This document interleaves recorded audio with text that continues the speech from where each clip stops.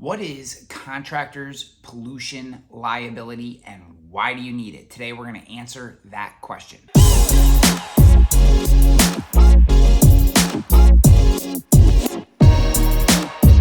Hi, Ryan Hanley here, founder and president of 𝗨𝗏, where we do insurance differently, specifically by giving you knowledge and information to make the right insurance decision. If you find value on this video and you're watching on YouTube, please just tap that like button. That helps more contractors like yourself find this video. Okay, when it comes to contractors' pollution liability, first and foremost, there is a very, very high likelihood that your commercial general liability does not cover anything that could be classified as a pollutant. It is a extremely common exclusion on all contracting package and general liability policies to remove pollution. The reason for that is pollution can be a major loss, and it is often different than what a commercial general liability policy is meant for, which is slips, trips, and falls, third-party bodily injury, or property damage. So pollution doesn't really fall under the general idea of what GL or general liability is for. So there's a separate coverage that is often broken out into a separate policy called contractors' pollution liability. It may have slight variations of that name, but that's essentially what it is. So when it comes to pollution, here's the thing that we need to think about. Anything can be a pollutant, anything. Any type of substance, liquid, physical, gas that is released into an environment that creates some sort of pollution-related incident or loss or claim.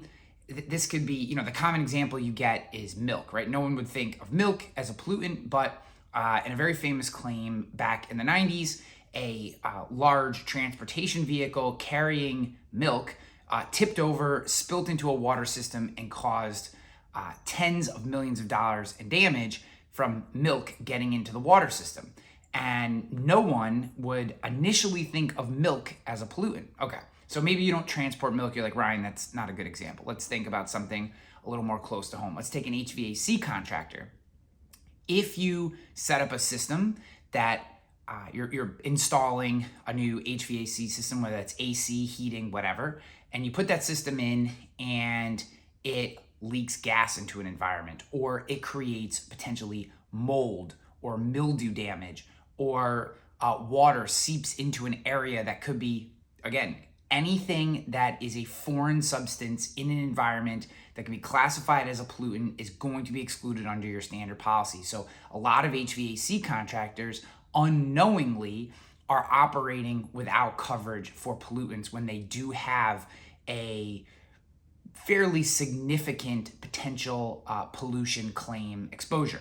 So this policy often is not overly expensive if you are, say, standard kind of craftsman contractor. If you're doing larger work, if you're a manufacturer or working for manufacturers, if you're doing work in the manufacturing space, if you're handling liquids, gas, especially anything that's toxic, if you're handling any toxins, resins, epoxies, things like that, and they spill or they leak out of wherever you're containing them into the environment, you have a pollution claim, and it's most likely not going to be covered in your standard policy. That's what contractors' pollution liability is for.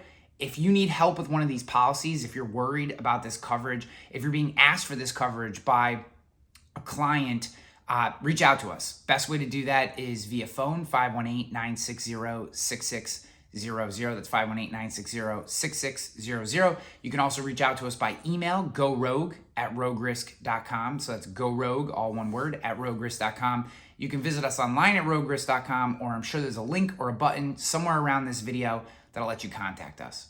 Whichever way you choose, we look forward to working with you.